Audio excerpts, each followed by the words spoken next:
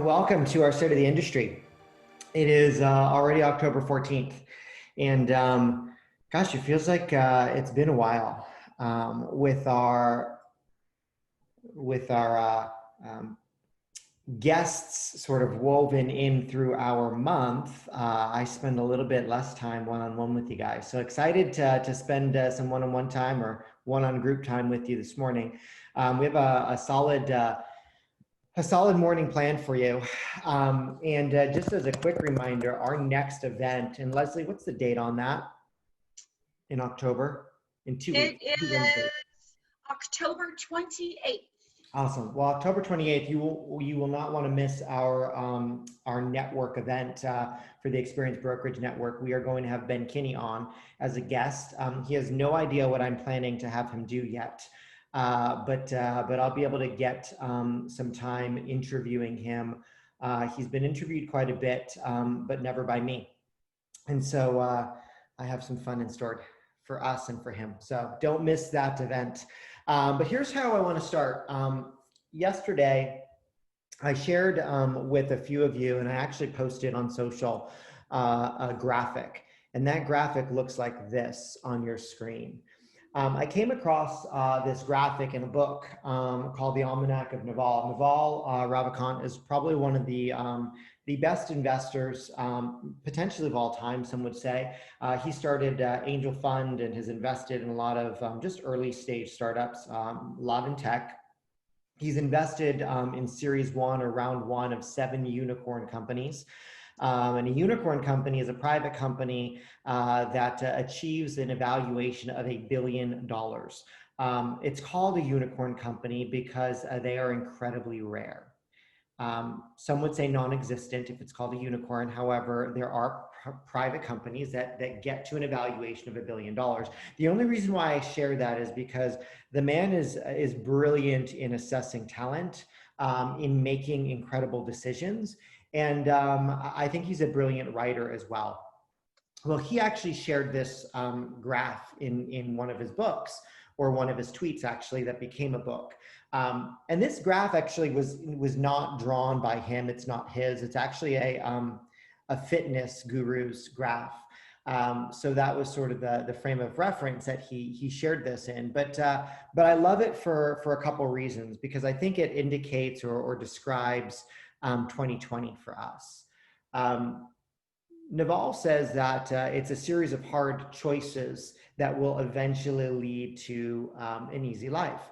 And oftentimes we tend to make easy choices because we go for short-term, right, decisions. We go for our short-term feelings, like what's going to feel good right now, what's easy right now, as opposed to dealing with the hard things now to bring the easy later.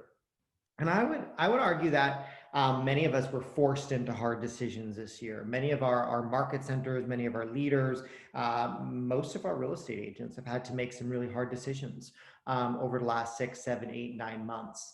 But I promise those hard decisions eventually lead to an easier life versus taking the easy decisions or those easy choices. Now, I would also argue that a lot of real estate agents have done that.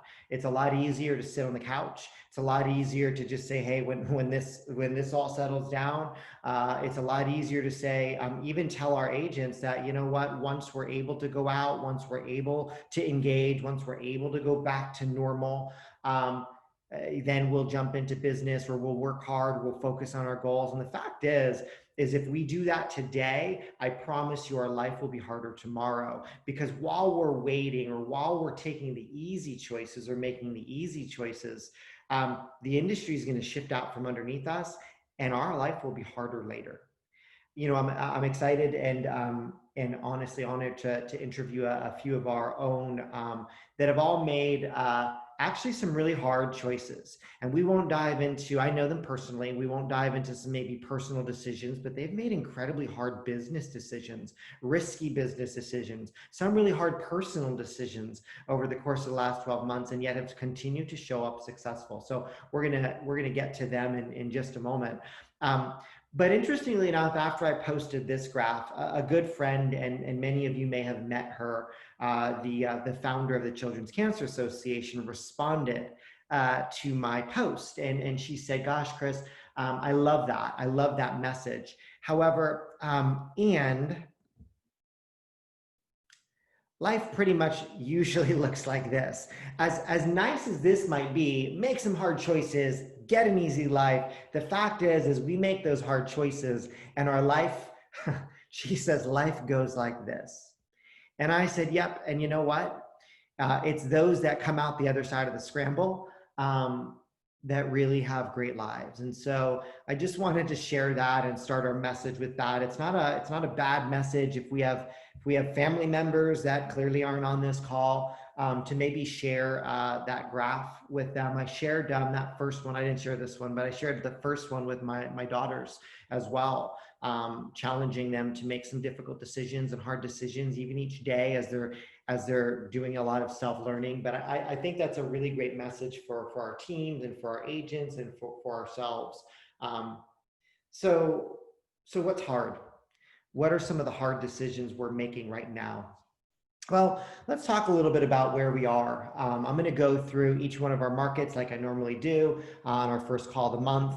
I'll tell you, I've never actually sold real estate in an inventory market of 1.1 months of inventory. So, I signed up for an industry and a business that was changing all the time, and welcome to this change.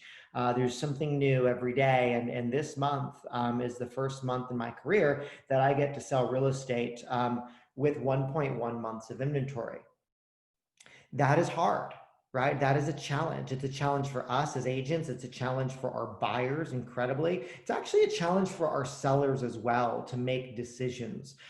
Making decisions in times of uncertainty are difficult. And actually, as we go through our data and our numbers today, I hope we recognize that our biggest challenge of 2020 is helping our clients make good decisions during times of uncertainty. A lot of people have been texting me and calling me about my perspective on how the election is going to affect real estate and what will happen after November. Here's what I'll share. I'm not going to get trapped into a political statement. However, what I'll share with you is no matter what happens in November, I think November, December, January, and February are wildly uncertain. No matter what happens, a re-election, a change in administration, the fact is those months are going to be quite uncertain. And that is fine for the real estate industry as long as we bring certainty to our clients in what is good for them to do right now. We have to be able to do that because in times of uncertainty, people pull back and make fewer decisions because they don't like making decisions in times of uncertainty. And what does that mean for us? We have highly indecisive clients not making decisions, and we begin to see listings go down and pendings go down and closings go down and our business go down. And actually, it doesn't have to be that way if we make a point to understand the data and bring certainty to our clients' worlds. So looking at the data for Portland, we took 16% fewer listings last month than the month before, and 6% fewer than the same month a year ago. Listings are down about 10% this year. So naturally, with listings down 10% for the year, now look at our activity. Those listings will absolutely drive all activity and sales. We pended 14% fewer homes from the previous month in September. Now, granted, I understand we went through some tragedy in that month as well, and that absolutely is affecting some of those numbers. For sure, they are, right? People were stuck in their homes, right? In the Portland metro market, most of us, right, were affected, and some of us were truly affected by fire, but most of us were affected by air quality and smoke and just uncertainty. And so look what happens. That uncertainty absolutely drives decision-making, but also just lack of activity. We pended 14% fewer homes from the previous month, and yet we pended 17% more homes last month in September than the same month a year ago. So even in times of an incredibly uncertain market, September 2019, gosh, some of us were in pain back then, but we would, this year, we'd think, oh, I'll take September 2019 over September 2020, and yet year over year, we pended more homes in September 2020 than a year ago. What does that tell you about buyer motivation right now? What does that tell you about the hunger for real estate right now? This year, year to date, we've pended about 5.5% more homes than in 2019 at this point in the year. So our businesses naturally are up based on the market. Now, some of us are well ahead of 5.5%, and congratulations, you're outpacing the market. That's always a good indication for us to look at where we are and where the market is and ask, am I keeping pace with the market, or am I falling behind that market? Now, looking at closings, we closed 37% more homes in September than the same month a year ago, September 2019, with much less inventory, by the way, right? Look at September 2019, 2.8 months of inventory. Look at September 2020, 1.1 months of inventory. And we closed 37% more, which is the activity from a month ago, sure. But the fact is our jobs have not gotten easier, they've gotten harder. And we just have to acknowledge that. But make hard decisions or choices, eventually our lives will be easier as well. But these graphs to me tell me something very, very clear about buyer motivation. As difficult as it is to find a home right now, as difficult it is to win in multiple offers, as difficult of it is as it is, even when you're looking at average sales price. You know, look at, I like median sales price, but look at median sales price for just a moment. Median sales price is up 10% in September from a year ago, and people are still lining up to buy. Year to date, it's up 5.7%. Remember, people in 2019 said 2020 was going to be the market that kind of just bottomed out or just leveled out. I mean, I said that. I thought we'd be seeing a leveling of pricing as well. And yet, add in everything we're going through in 2020, and prices are up 6%. We are part of an incredibly healthy piece of our economy right now. Time on the market was down 26% in the month of September. So I don't know how we find any better data to share with future sellers that should be immediate sellers right now. Again, when we're trying to find a script or language to share with sellers of you know, should I wait until after the election? Well, gosh, all consumer spending and buying is based on uncertainty, and I know what things are like today. It's even in an uncertain world, it's as probably certain as we're going to be in the month of October and even November. Honestly, I think December, January, and beginning of February is probably the most uncertain. How about Lane County? To be honest, guys, inventory is frankly hard to believe. Like, I'd like to think that the powers that be at MLS are just messing up, that there's no possible way we could be less than a month of inventory in July and 1 month in August and 1.1 month in September. It's like, really, should we be like cheering about 1.1 months of inventory? Well, based on July, the answer is yes. It's important right now to be collaborating in an office to talk about what your buyers are looking for. And here's why: not to break rules, right? But to collaborate. See, if I know what your buyer is looking for, it gives me some reason and some language to go into my database and find a seller that might be good for your buyer. So do not slow down in that collaboration within the office, right? We oftentimes talk about coming soon listings, but begin to curate that list of buyers and share with your agents in the office, even at those team meetings, virtual team meetings. I know attendance has slowed, attendance has dropped. Why? Because we have Zoom fatigue. I get it. But the fact is we need to plug in more now, not for us, but if we're doing our fiduciary responsibility to our clients, truly, we have to believe that there's value in the agents that we can collaborate with in the office. Why? Because your inventory is 1.1 months. But I promise you have about 5 months of buyers in your pipeline. Yes, that's a problem. New listings were up from a year ago by about 6%, but down month over month by about 19%. Largely powered by what Lane County went through in fires, for sure. We've taken 7% fewer listings than a year ago. That kind of matches the market in general across the state, about 6-7% down from new listings. And some of that is just we're stuck in our homes and moving is difficult too, right, with pandemic. Definitely feeling the impact of smoke and fires, as you saw pending sales drop by about 21% month over month. We haven't seen that, so that's clearly circumstantial. And year to date, pendings are about 2%. Although even with that impact, they were up from the same month a year ago by about 6%. So again, September 2020 was up 6% from September 2019.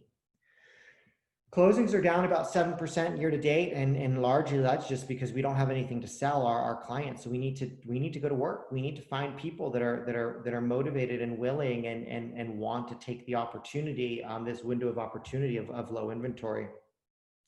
And again, if you want to talk about wealth building, congratulations to all of you who put clients into homes in 2019, because median sales price is up 12% year over year. It was up 18% in September over the previous September. Like, you've created incredible wealth for some of your clients. Be proud of the industry that you're in.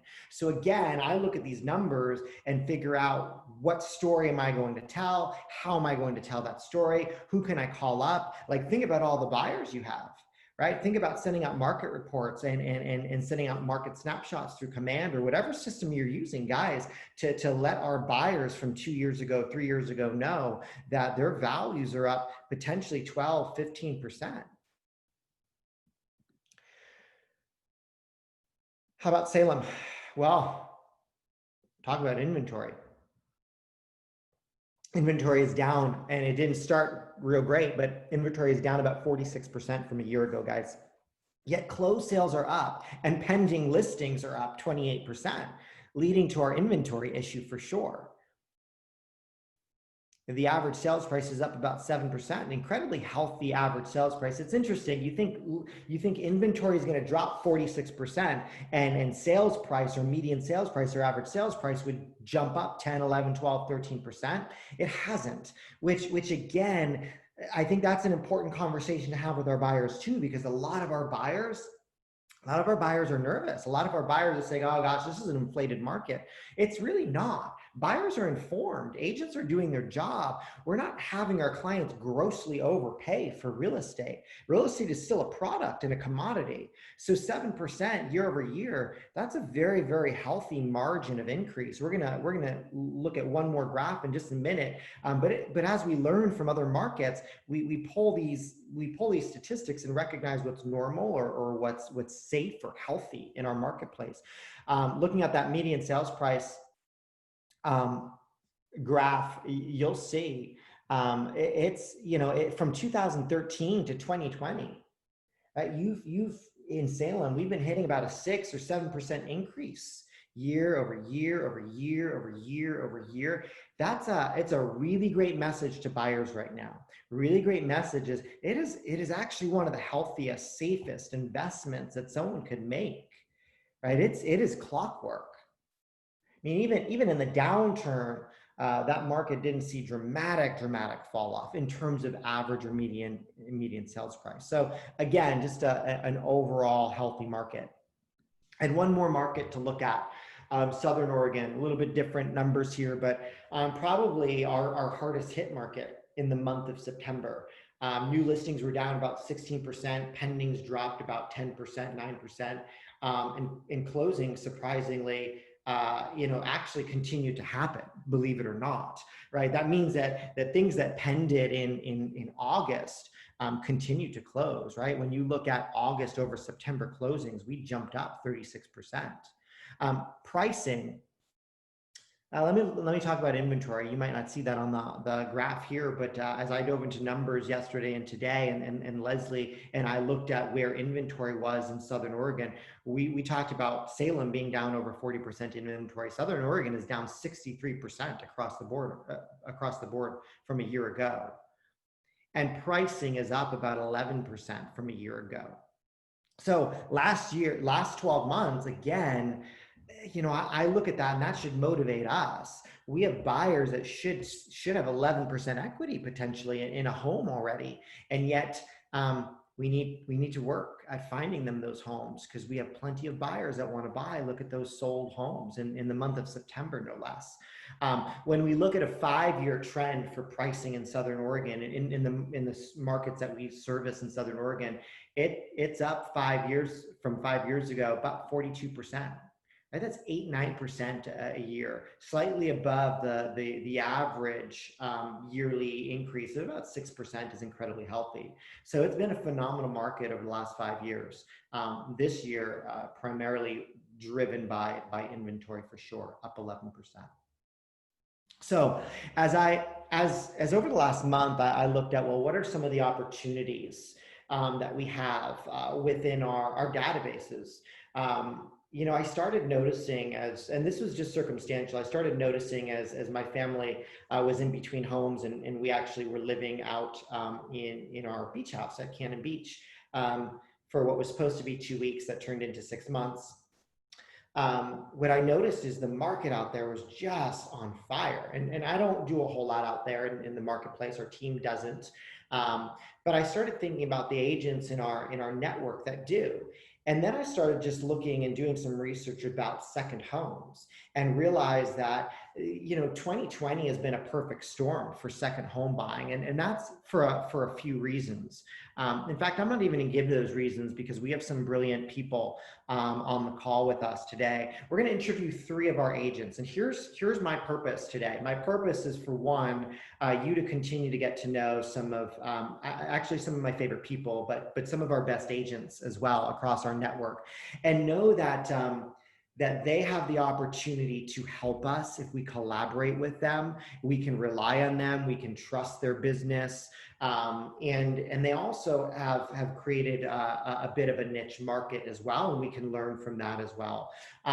What I'd like to do is start by having a conversation with Kate Willie. Many of you know Kate because she's been part of a really influential part of our world for years. Served on the ALC more times than I can count, and just an incredible contributor to the KW culture, not just at Barnes Road, but just honestly across the board. So I owe a lot of our office building and just the sense and the feeling within our offices to you, Kate. So for those of you who don't know you, I wanted to make sure they have the opportunity to meet you. Thank you. I appreciate that.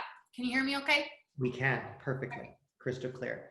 So maybe tell us, let me tell them just briefly about your business. You have an impressive business.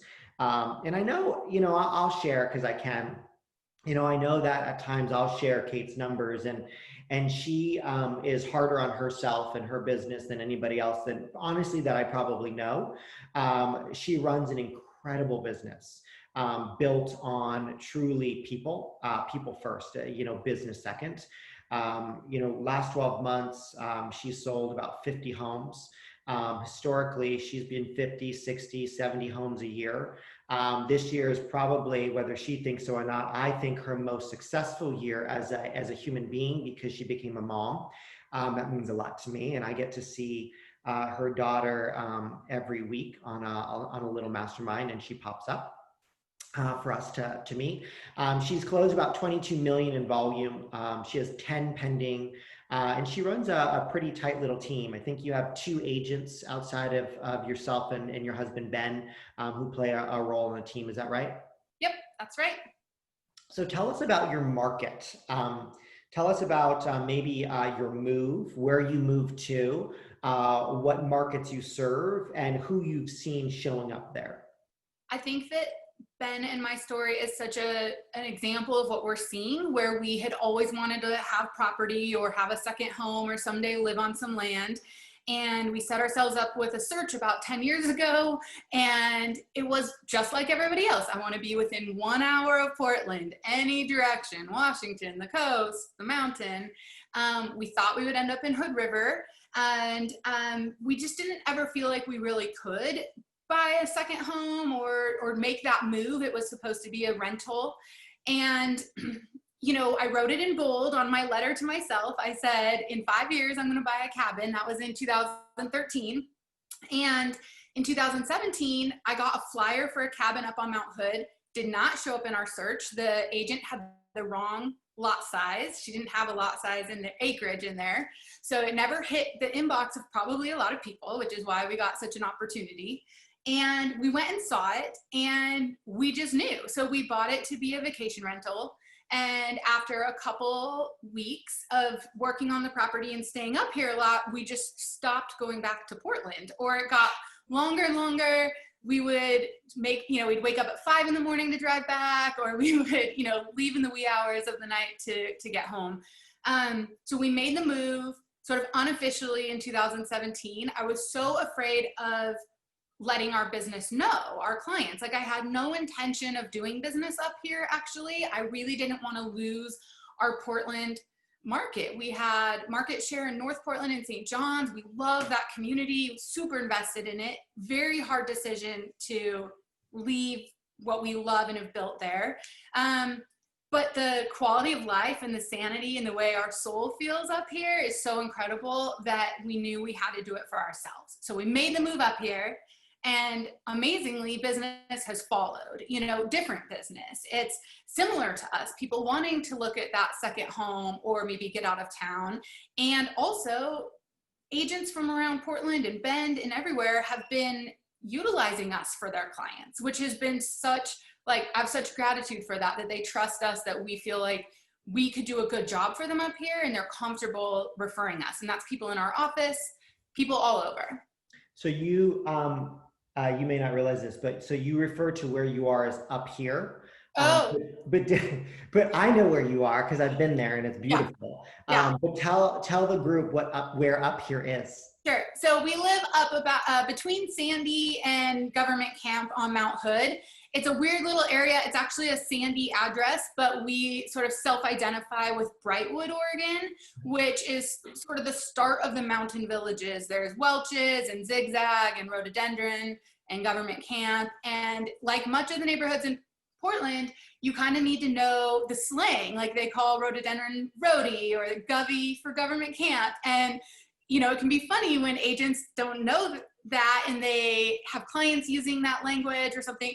I'm just seeing it play out because I've learned a lot in the last 3 years about how people connect with the different towns up here. So where do you see the opportunity for an agent that might be in town to connect with their database? Like what markets have you begun to serve and understand? And where do you see people showing up? Are they buying second homes? Are they actually moving? Are they Airbnb-ing? What does that market look like for us? I think it's a little bit of everything. A lot of people wanting that second home because of everything that's happened this last year and feeling like they need an escape and a retreat, and maybe not comfortable going to hotels or Airbnbs because those are other people's homes and germs. And if there's a chance for them to have their little nest, then they get really excited about that. So the second home has definitely shown up, and we've let people know if they have someone looking and they just want to dabble a little bit, we can talk about what that might look like for them up here. There's also a lot of people ready to make that move. And I think that, similar to my story, people have had this in the back of their head, kind of like you too, I think, moving out of town a ways. And what COVID has proven to us is that you really can work remotely for a lot of industries. And our admin just moved to Texas, and we're keeping her on the team because that's been the last 6 months anyway. So I think a new wave are people that initially thought second home and are now thinking, I could do this and I could live here full time. Let me out of the city. Give me some space and a sanctuary if I have to be home all the time. Yeah. Kate, one of the reasons why I wanted to talk to agents that service those areas is because I know that there are people in our database, just like we thought about it. There are people in our database that we've serviced in town that maybe a win might be if they do want to sell a house in town for us and they need to find a place where they want to finally move out of town. We have definitely seen that happen. But I know that there's a lot of people that put their lives on hold until 2020. And I think that depending on what our voice is and how we communicate with our database, there's a message there for us to send out to our database, like I did, to reach out to people that maybe there is something that they've been wanting to do with real estate that they've said one day in the future, I would like to, when I retire. And I've seen people fast forward their real estate plans to either go to the coast or go up to the mountain or go or find that cabin or be by the river or and if we don't ask them, one, they may be pursuing it without us. And two, they oftentimes don't look at us as someone that could advise out there. Like I promise you, we have countless people in all of our databases, and they've gone out and bought second homes at the coast this year, or gone and bought in government camp because, right, winter's coming and they wanted their own cabin finally because they said, well, you know, in 2 or 3 years or 7 years or 9 years, I'm going to do it. People have fast forward their lives, and I think that's a good thing. But I think if we're the messenger, we can sort of be an advocate for them to build wealth through real estate and create either a second home or an investment or a rental as well. Yeah, I think it's a great check-in, and I've been trying to plant the seed even jokingly, like, oh, wouldn't it be a good time to have a second home? And if they sort of say, well, we've always talked about it, what are some creative solutions? Could they go in on it with family? Could they go in on it with a friend? I've got clients who are going to go in on it with another friend, and they'd rather do that and leverage that experience and their money to get them a little bit more than what they could afford on their own, since they want this second place to escape to. And so I think evidence of success that like we've done this and it's worked for us. And even back when people really felt like it was still a second home, and they got to experience us going through that and see that it worked and that we were able to do it. One of the things for those clients in our office that's been really cool is I'm still able to sell that agent as their go-to resource because of that camaraderie. And actually there's someone at Living Room Realty who refers me mountain business all the time, which is amazing and such a blessing. And I just say such great things about her. So in their mind, they think that we're like work together, we're business partners, and she doesn't have to worry about their Portland business. Like she's still handling all of that stuff for them. It's like we get to be this little getaway add-on that can help her clients, and they get to be really excited about that. So that's been really cool and a good way to message, our people, hey, how's this going for you? What do you need right now? Yeah. I think one of the things that you mentioned, and then I have another question for you. One of the things you mentioned is people are beginning to even look at family or friends and saying, hey, should we do this together? We know that that's a fact because look at the company that Spencer Raskoff just launched, Picasso, right? Yeah. The whole premise of that platform is we want a second home, but we're not going to use it enough. So is fractional ownership. I mean, truly, that's a research vetted out platform. And transparently, one of our teams, one of our expansion teams down in Napa was one of their seed markets, one of his first tests. And she's done an incredible business through fractional ownership. Now, that has its own challenges and problems for sure. And that's not what we're talking about today, but recognizing trends before they truly show up in our marketplace. Like there are countless people in Portland that would love to own up at the mountain because that's why a lot of people came here, because of the mountain. They use the mountain, they hike the mountain, they ski the mountain, they snowshoe the mountain. So let me ask you this, maybe just fill us in on just a little bit of knowledge. Is there a product type that you see people gravitating towards? Are there condo options there, so they're lower maintenance? Is it mostly acreage? Like, what do you see? And if we have a client that you know, hey, this is a low maintenance person, gravitate towards these markets, or hey, if you want the cabin, come down off the mountain a little bit. Do you have any suggestions for us as kind of our final thought? Yeah, I think there's a product for everybody. There's a great condo market, especially up in town, and they're doing some new things with Timberline, with a new essentially lift or gondola that should be able to take people to Timberline. That's going to really boost being in government camp, I think, and that's coming down. So getting in before that is huge. The biggest one people want is that cute little cabin on not too much land, ideally on water. And a lot of those are leased land properties, which are cash only and quite complicated. I've learned a lot over the years on that. And so there's that's a neat house because it's low maintenance, but you can't rent them and they're cash only. So I get a lot of inquiries about that, but it's a small demographic that could probably actually buy that, but potentially share it with friends as well. And then there's some people with land, you know, that 1 acre, or they just want privacy. They want to not see a neighbor, and that exists. I mean, that's what's cool about it, is there actually is a wide variety of properties up here, even horse properties, things, you know, kind of crazy farmland options for people. But I would say I focus on those people that want that cabin or condo, that they're going to come, they're going to ski. Maybe they're skiers, but somebody else is more into mountain biking in the summer. So that could work really well for somebody. Yeah. That's awesome. That's awesome. What I want to make sure, and Leslie, it looks like you may have a question, but what I want to make sure is that you post all of your contact info. Kate, we'll obviously email it out, but even in the chat box, if you can put it to all attendees and panelists, so they all have that for sure in case someone wants to reach out to you about your markets or refer buyers. I mean, Cool. everybody makes their own business decisions, and I wouldn't, that's not a good expression, I wouldn't be caught that, but I would not be representing clients in your marketplace because I couldn't do it well. And I know I'm better served referring you that client and helping and you helping them. So I appreciate having you there as part of our network too. And I know we've referred people up, so. Yeah, we always referred to the mountain prior to being up here. I mean, you might think it's 1 hour, but it's really an hour 20. And, you know, they see one home they love, but it's not one home. It doesn't come together, especially in this market. And then you're making that drive quite a bit. And so I was the person referring all the time. And I'm just grateful when I have the opportunity to help people that I could be that person for them now. So. You do it well. Leslie, was there a question? Yeah, just one question.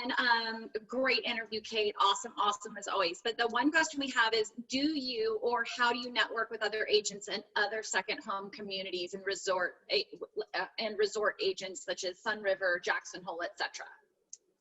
I've only really connected with agents in Bend. I haven't gone outside of Oregon. I'm going to blame having a baby, just, you know, limiting some of my big picture things that I've been working on. I think that's a great idea, because I think the nice thing about Mount Hood and Hood River is pretty expensive now, but Mount Hood is that it's still kind of the last affordable mountain area to go to. So for those people that want to have that experience, I've got clients from Colorado, kids going to ski camp. They're going to buy a place because they're just going to do this for the next few years. And so that's a good idea, but mostly Bend, I feel like, is our kind of, people say, oh, I want to go to Bend, or I want to go to Mount Hood, or I want to go to Hood River. Yeah. Awesome. Love it. Thank you, Kate. Appreciate your time and your commitment. Thanks, Thank you Kate. so much. Appreciate it. All right. We're gonna move locations, and we're gonna head to the Dalles, and we're gonna have a conversation with Heather. Hello. Hey, Heather, thanks for joining us today. Thank you for having me. Such an honor. Yeah, so I'll tell the group just a little bit about your business. Operating as a solo agent, running an incredible solo agent business. I think year to date or so, you've closed about 28 houses. You have 10 currently in contract. So clearly an increase in interest in your area. Maybe first start with telling us sort of the where you serve, like what markets you're in. When we hear towns, what should we think of, and how you can help in those towns. Sounds good. Okay, so I'm licensed in Oregon and Washington. I service the entire Columbia River Gorge, from Cascade Locks to the Dalles, and then on the other side of the river. So essentially like Underwood, White Salmon area to Goldendale. Okay. Geographically huge, but you know, smaller population. And so tell us a little bit about where you see most buyers coming from. Are they second homeowners? They're moving out? Has that changed over the last 12 to 18 months? What's your perspective on that? So honestly, Chris, where I'm seeing the most change out here, you know, like Katie said, it's still Hood River, Mosier area is about an hour to Portland. So we're seeing a lot of people move out, you know, because they can do their jobs now virtually. But what I'm seeing the most is land sales. In the 11 years that I've been out here working as an agent, I have not seen land, excuse me, sell at the pace that it's selling. Raw land. People recently just sold 40 acres in Lyle to a family that has a condo in downtown Portland, and they come out here every weekend and tent camp just to be off the grid, you know, away from riots and protests. And that's where I'm seeing it the most. And do you think, and that's a really interesting point, and I think that it jogs, here's my thoughts around that. So was that truly just recreational land, or could they build on it in the future? That particular piece was recreational. I have some other clients also moving, you know, from the Seattle area, San Diego, Portland, that are looking for a raw piece of land to build a cabin on, just to get away. So obviously, if the piece of land has utilities, it's going a lot quicker than just a raw piece. But that's where I'm seeing the most change. I think, you know, I think we sometimes don't, as real estate agents, we don't think about recreational land, right? And yet, as you say that, we had two clients last month write offers on recreational land, one in Washington and one in Oregon, and it's because people are thinking differently and living differently as well. So as you look at your sort of the second home markets that you service.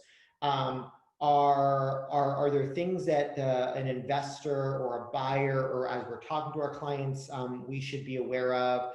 Certain municipalities that do not, you know, allow short-term rentals. What does the short-term rental market look like if I want to buy a home that I'm going to come and use, but I also don't want it sitting empty? And from a financial standpoint, I want that to make sense. Do you have feedback for us or thoughts on that?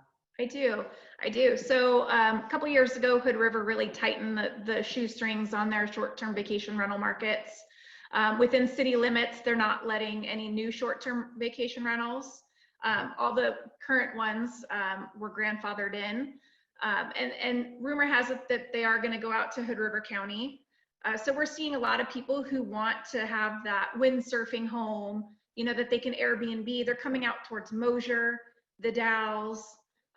White salmon's getting a little sticky too with their short-term vacation rentals, but we're starting to see them come farther east. Interesting. So. Just a question for us as we talk to our clients, and I wouldn't advise a client that's going out there. I would truly refer them to you. But if they buy something that's already in that Airbnb pool, does it stay there, or no, that goes away upon transfer? Goes away. Interesting. Okay, good to know. The building process out there. Are you seeing, we talked about recreational land. It just made me think that land values might be going up over the next 3 to 5 to 10 years. And we may have clients that have thought about retiring there, or they're going to build there one day. Giving that advice, that in itself could be an interesting touch to the database. Are building permits going up, are ticking up in terms of number of permits? Any thought on that or feedback on that? Maybe you don't know, but I figured I'd ask.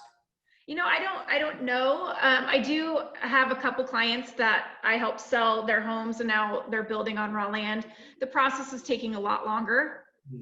You know, with people working remotely, the permitting process is taking a bit longer. I am seeing new builds go in. So, I mean, they are happening. It's just not at the pace that it was before. What challenges have you faced during the last 6 months, and maybe how have you navigated them? I mean, we're dealing with low inventory in town. Right. What does that look like where you are? Are there unique challenges out there that our clients should be aware of? Same. I mean, we have very low, limited inventory. Anything new that comes on the market, you know, in the entry level price point, you can count on multiple offers. We're really challenged right now with appraisals. We don't have a huge number of appraisers out here. So I had one that was actually supposed to close yesterday, but we can't get the appraiser there until November 2nd. So that's probably our biggest challenge right now, next to inventory, is the appraisal turn times and just long escrows. Interesting. As you look at the pending and close rates for your area, are you seeing the Oregon side or the Washington side higher than one or the other? Is your business pretty split across both? You know, historically, I've always done more Oregon, but the last couple months, I've been doing a lot more Washington. I think both markets are challenging. You know, kind of surprising. The Goldendale market is the hot happening market right now, which hasn't always been the case. But I'm seeing it pretty much split as far as inventory, you know, and challenges, and my business. Got it. Yeah. We've continued to see this sort of trend to move up across the river. For some, largely tax purposes. And so I think, having the ability and us having the ability to refer to someone that can go to either side of the river out there, typically if they're looking on one side, they want that gorge, right? And so Right. they'll go on either side. Anything, I know that the Gorge Commission is strong and has influence on what you can do and what can be built or what renovations. Is that across the gorge? Does it stop at a certain point? Anything we should know as clients are heading out there to potentially do a remodel or build? With the Gorge Commission, I always refer people, you know, any and all of your questions goes directly to the commission, because, you know, it's hit and miss who you talk to. I always recommend getting everything in writing because it's not consistent, sadly.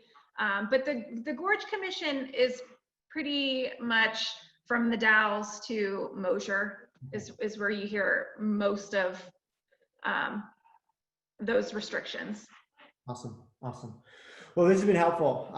Heather, I appreciate one, you being in the network, and for all of us to know. It's interesting. We all have our sort of inter-office emails, and we all wind up getting that client. And here's my goal for today, is for us to realize that once in a while a client will reach out and say, hey, I'm thinking about looking in the Dalles, or I'm thinking about looking in Cascade Locks, right? Because that market has changed. Like, I used to hang out in Cascade Locks when I was 21 and 22 and had a lot of friends in Hood River. And that was just, we never really did anything out there, right? But that market has changed dramatically and has grown. And so as we get clients reach out to us, we want someone that knows that market. And I would actually argue that if they've reached out to us, it's too late. We've had plenty of clients that have bought second homes out there, bought recreational land out there, are building out there, and we may not even know because they don't look at us as a resource to be able to put them in that direction. So my hope and intention is that this spurs some database calls from in-town agents asking, hey, have you thought about Hood River? Have you thought about the Washington side? Have you thought about recreational land? Or if you're thinking about anything, that we're sort of driving or steering that conversation. And we're very, very fortunate to have you out there. We appreciate you sort of being sort of the KW flag out there as well. Thank you so much. I am, it's an honor. It's an honor to be with KW. Thank you. Thanks, Heather. Thank you so much, Chris. All right, we're gonna drive a couple hours, actually more than a couple hours, and we're gonna hit the coast. Hey, Colleen, how are you? Hi, Chris. Hi, everybody. Good, thank you. How are you? Very good. It's good to see you. So Colleen's, well, you're just a phenom of an agent, and I wanted to introduce you to the group because we probably get more requests for coast agents than I can count in a week. And so I'm constantly sort of sending you, like I text you, I'm constantly sending phone numbers and emails. And I thought, well, it'd be good for our group to get to know you.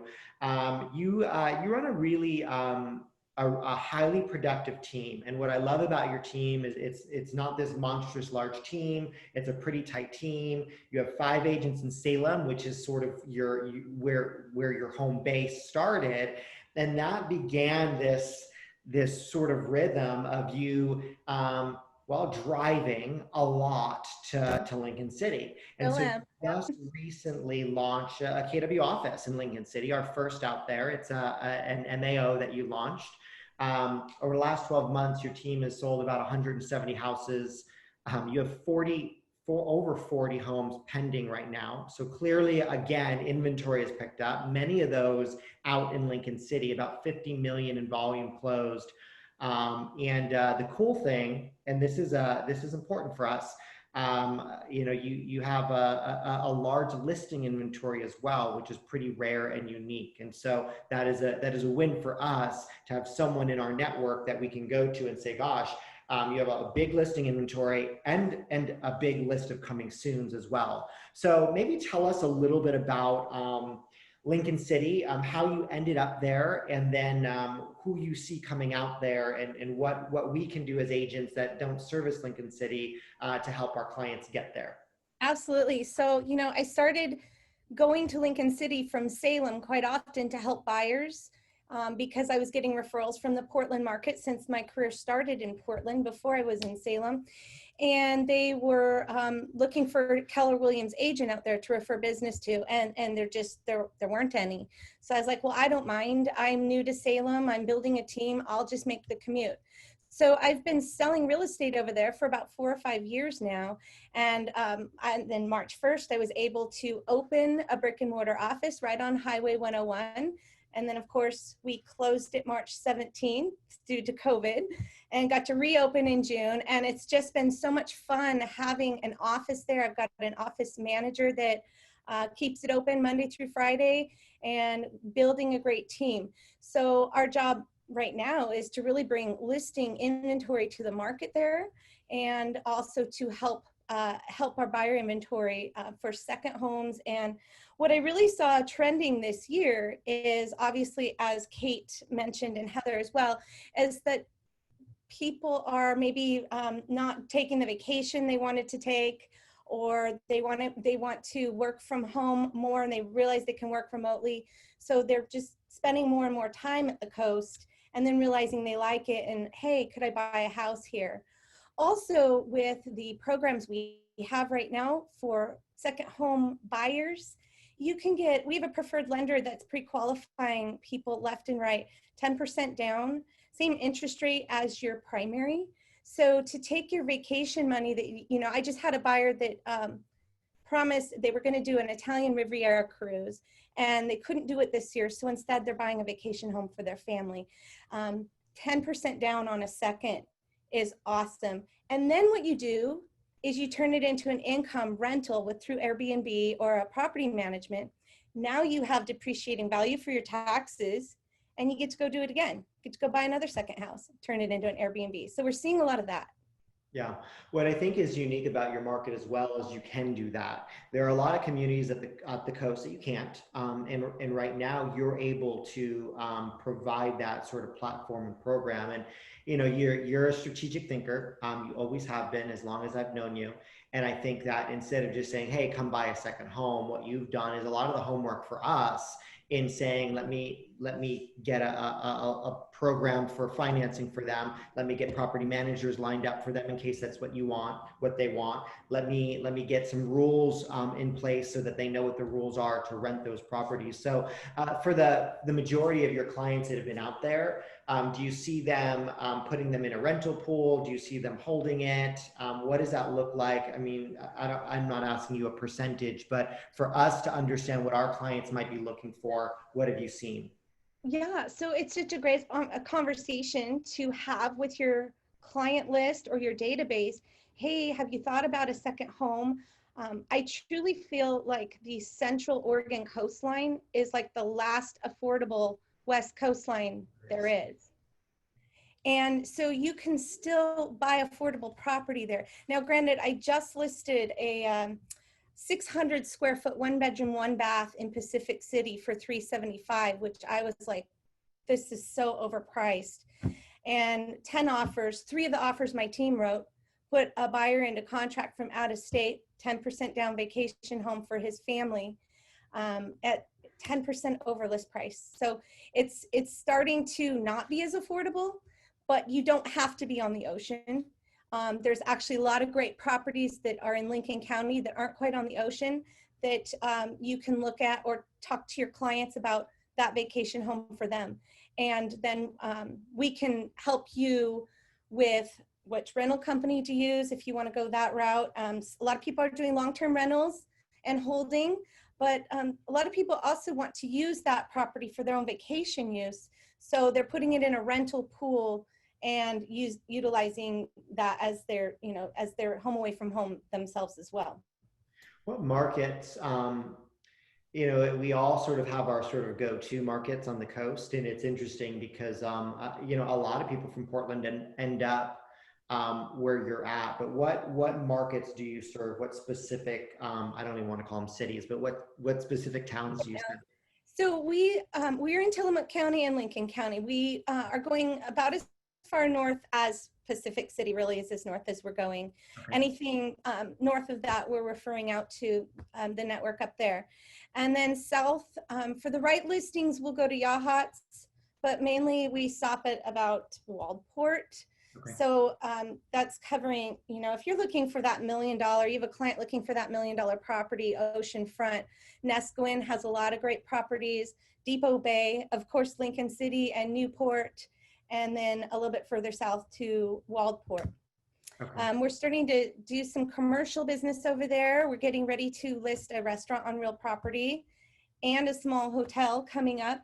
So I'm feeling like now that I have a business in Lincoln City, part of the chamber, I'm really getting immersed with the community there, and it's creating several more opportunities to actually bring inventory to buyers. Do you see anyone coming not for themselves, but strictly as an investment? Oh yeah, I have actually gained some great investor clients on some small little menus I've sold. And gosh, it's crazy. Just all of a sudden, Utah, Idaho, Texas, Arizona, we've always had a good pipeline of Central California coastline, tired of the fires, trying to get to Oregon, wanting to retire on the Oregon coast. So, that becomes a long pipeline for us, and a lot of referrals from KW actually. They're just not ready yet. And now I'm starting to see that pipeline just completely shrink. They're here, they're looking, they're flying in, they're gonna buy something, or they're buying sight unseen. A lot of sight unseen right now. Interesting. It's there's a lot more out of state investors along that coast than we think. That we bought our house from a family from Boise, actually, that eventually sold that, and they bought a second home in Hawaii. So they moved from the Oregon coast to Hawaii, but they always had that second home. I think our opportunity is reaching out to our database. First, Colleen, thank you so much. Like the important thing for us to know is, my challenge was always finding an agent that I could trust and I could refer to, that I knew was going to work hard. Like I expected agents to work here. And the challenge, and I'm not saying anything negative about agents, but the challenge is the agent population up to this point, before our organization started infiltrating the coast, which we needed to, it was a retirement community. It was agents that kind of retired there. And so they were retired or semi-retired, or should be completely retired. And then our clients would not get great service. They would miss out on deals. They wouldn't hear about deals. They would get check-ins every 7 months when someone decided maybe I need a closing. But having your team out there and having sort of that flagship as well, that office on 101 has been instrumental for us. And you're just such an expected, consistent, I know what those clients are going to get when I refer them. So again, if you can pop your contact information, we'll send it as well, but just get it in that chat box as we wrap up. I just think it's a really important, you're an important person on a network for everybody to know in Lincoln City. And that'll save me a bunch of responses to emails saying, hey, who do we have? Because now we all know that we have Colleen Benson down in Thank you, Chris. We've really, I feel, we've worked hard on our referral system, because it's one of our top sources for our business. And it's the heart of our business, our KW referrals. So we have put a great system together, and thanks to the help of Command, obviously, where we treat our referring agents as our clients. So that's weekly check-ins, that's letting them know when we go under contract, letting them know when the closing date is, making sure they're informed all the way through. So like Kate said, we feel like we're a partnership with you as an agent to take care of your client. Yeah. And I can just speak firsthand because I've experienced that as the referring agent as well. So I thank you for that. Thank you. All right, guys, it is top of the hour. So thank you to Kate and to Heather and Colleen for sharing some. I hope we get business strategy from this. So my goal was not just to introduce you to three phenomenal women running businesses, but as much as anything, give us an opportunity to go into the database and say, hey, I guarantee you we have transaction. Ah, there she is. Thank you, Kate.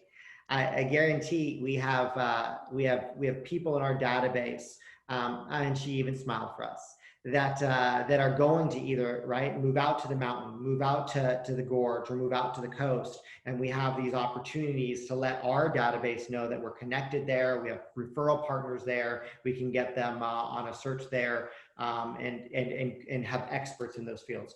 All right, guys, appreciate your time. Thanks for being with us. Remember, our next State of the Industry will be an interview, and we'll spend an hour with Ben Kinney, and it will be highly focused on building business. All right, thanks, guys.